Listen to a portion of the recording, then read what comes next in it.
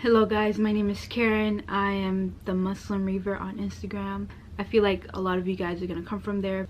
I just want to say thank you to everyone who has helped me understand Islam more.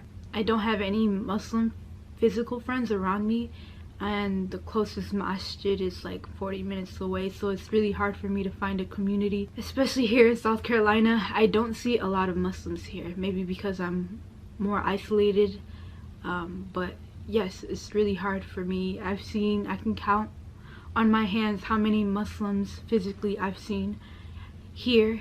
But yes, I wanted to share my story because I feel like there's not a lot of people who do share the stories.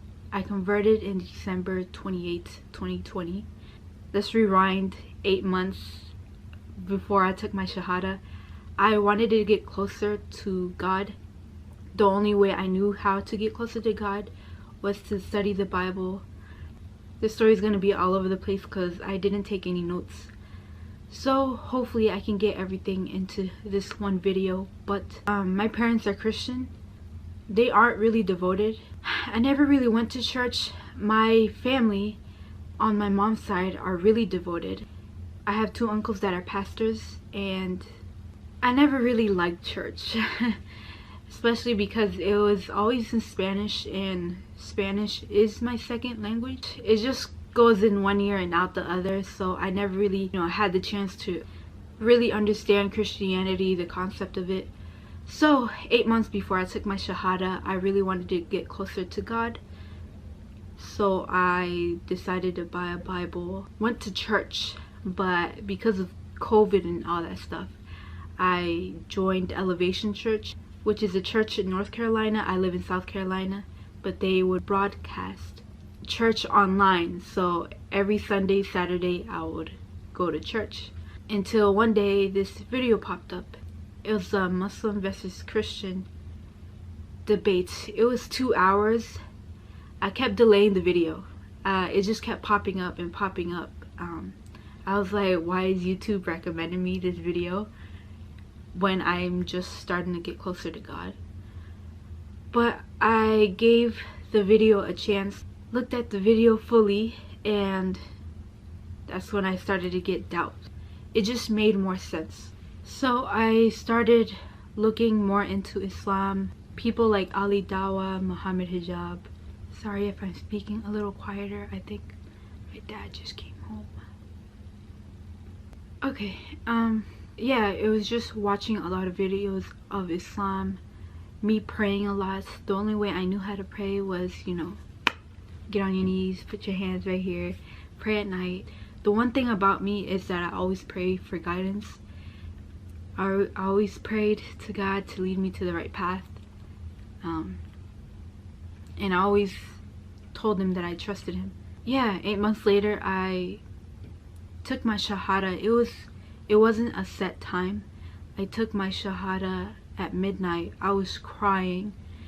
I think I was just crying of the fact that I just wanted to get closer to God, but I didn't know how. Why am I getting emotional? I'm not even at the emotional part, but yes. When I woke up, I freaked out. I freaked out. I'm like, whoa, I don't even know how to pray. I don't even know how to do this. I don't even know how to do that. So, but I learned very quickly because of fear. I didn't want to make a mistake. And I basically started the new year as a Muslim. I really felt like I needed to wear the hijab. So I came out to my mom. Of course, all mothers want to take care of you when they don't know what you're doing. She kept saying that Jesus was God. I can't explain it. It's not ignorance, but it's more like, I know this is right, so you can't change my mind. And that was my mom. So there was a lot of tension between me and my mom for a while, but I still wanted to wear the hijab. I think she started to notice that I was going out with, baggy clothes more. She would cry, and I would feel very, very bad about making her feel bad. A little background about my mom. She always had suicidal thoughts. My mom had a really bad childhood, so I don't blame her for that. I remember it was late January. She came up to me crying and she asked me if I was still Muslim. She kept saying that I was giving her depression. I was making her feel bad. She told me that the day before she tried to commit suicide. She went out at 4 a.m. She got into one of our cars, I don't know which one, and she contemplated going out and crashing into something. It was almost like she was blaming it on me, but she didn't directly say it. So she kept asking me, am I still Muslim? Am I still studying Islam? And at that point I just decided to say no, that I'm no longer Muslim and that she doesn't need to worry about it. I hadn't even been Muslim a month, but I learned how to pray very quickly. At this point in my life, I didn't have a job, so I prayed my 5 prayers every single day. So praying, sorry,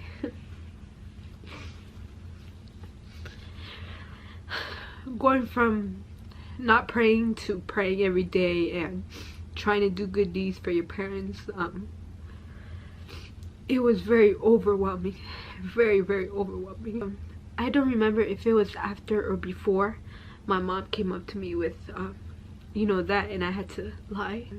I told my dad about it. If you guys don't know me very well, I read a lot of books, and he told me that I was getting influenced too much and that the devil was influencing me. I was just in shock because he is my dad. He's the more lenient out of my mom. I was telling him about the Quran, and then he told me to throw away that book or I'll throw it away for you. And I didn't know what to say. Coming from the people who you love the most is really hard to hear. Since COVID and everything, I was struggling a lot to find a job. The bills I used to pay, I could no longer pay for it, so my mom took it over. It was a lot of stress on her. Understandably, I caused a lot of that stress as well. I kept asking Allah, please give me a job I'm happy in. Another thing I prayed for is for some Muslim friends or someone who is Muslim to come around, you know, so I could have that comfort in someone. So I ended up getting a call from the retail store I applied for. I went to that job. Hourly pay was very low. It was nothing. I would not be able to pay the bills that I used to have if I got that job, and it was only part-time, so that was even, you know, worse. I wouldn't be able to get enough to pay for everything, you know. The manager there, he was very disrespectful, very dismissive. I got up and left. As I was walking out, I just burst in tears, you know. I had been applying for hundreds of jobs by this point. I just wanted something to go right. So I was crying in my car, asking Allah why he did this. When I've been praying a lot, why is he not letting me be happy? Just basically crying and blaming Allah for everything. So I get a call not even a day later. It's from the same retail store, but on a different location. I don't think I had any hope. I was just still mad at Allah. I have a scheduled interview for that following day, and when I get there, the manager, she's really nice. She makes me laugh a couple times. She asked me, do I want to be a supervisor? At first I'm like, I'm 19 years old. Why are you asking me? You know, I'm not fit for that position. And I'm like, yeah, what are the duties? So she goes in and starts explaining everything to me, And it happened so fast. She gives me all the paperwork. She says she's gonna call me back when my background check is in. So she takes me out and she introduces me to everyone who's working in the back. Everyone I'm supposed to supervise. There are these 3 women. The moment I saw them, I could not stop looking at them. There are 3 Muslims. The way I could tell is from the veil, obviously. Yeah, these women were a lot older. I don't even think they know how much they impacted me, because I asked a lot for friends. I asked a lot to at least let me see a Muslim, have a Muslim around me for comfort, because it just felt like the whole world was against me. For the short time they were there, they did bring me a lot of comfort. They didn't know English a lot, but they helped me out with pronunciations. They were very welcoming once I told them, like, hey, I'm Muslim as well. And I really, really appreciated them. And then I left. It happened really, really fast. I had all my paperwork, my resume in my hand, everything in my hand. And I got in the car, and again I started crying. Can you tell I'm very sensitive? This time I was crying and I was just asking Allah to forgive me for being mad. To this day I still work in this place. I'm happy. I'm really happy there. Allah gave me everything I asked for in one day. Now I learned to trust Allah more. Now I know that Allah listens. I have showed my mom how I would look like in hijab, and understandably she did not like it. She told me that I was very beautiful and that there was no reason for me to cover it up. How will I ever get a husband if he can't see me? I'm Latina, so we're supposed to be very proud of our bodies. I came out to her very fast. I hadn't even been Muslim a month. It's very hard. It's still very hard, and I'm still learning. I did stop praying for a while. I felt like Islam was destroying my family. There's always a constant tension in the house. To this day, it's very hard to be very openly Muslim. I want to wear hijab. I want to cover up more. I know it will take a toll on my family. Growing up, my mom was the babysitter, so after school I'd come home and have to help her with the kids. She would take care of 5 to 7 kids, so it was very stressful on me, and definitely very stressful on her. I would come home from school and just dread coming home because I knew my mom. Anxiety, stress, it just all weighed down on me. It was just constant worrying. Is she okay? At school, all I thought about was my mom. Every time my friends would ask me, hey, you want to go out after school? I'm like, no, I gotta go home and take care of my mom.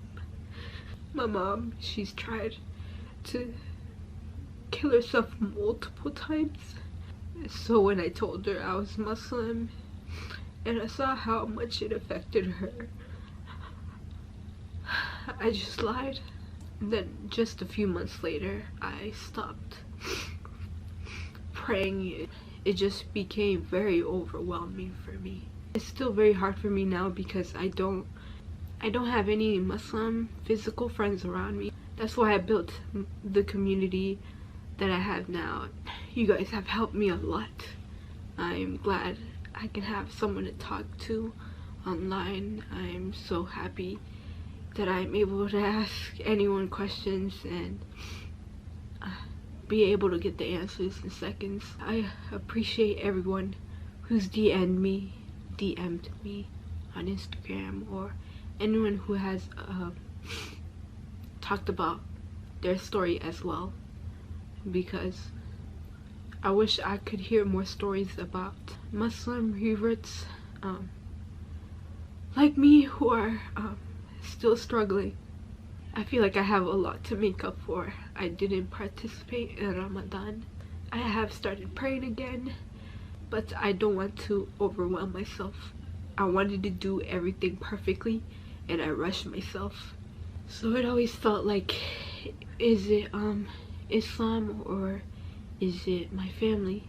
I feel like I failed both. I failed Allah because I abandoned prayer.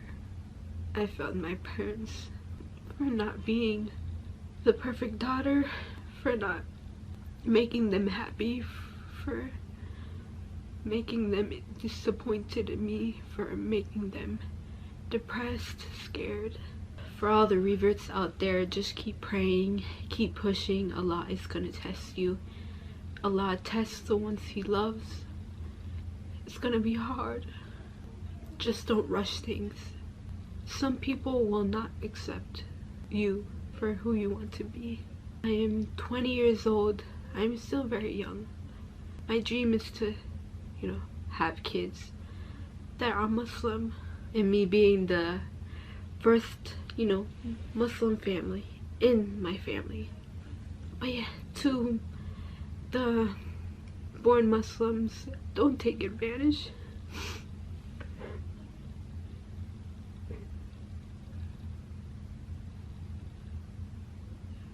To anyone who's going through stuff with their family, oppression, just know that Allah will always be there. Allah is always there. Make dua. Never stop making dua, never stop praying. Because at the end of the day, if you don't have anyone else, you have yourself and you have Allah. And that's pretty much all you need. I just want to say thank you for watching. Thank you for listening. أرجو من الله العلي غفران كل الزلل ورؤية الرحيم ووجهه العظيم وصحبة النبي الطاهر الزكي. يا رب صل أبدا على النبي أحمد وآله وصحبه وتابع لهديه مغرد الحمام وسبح الأنام.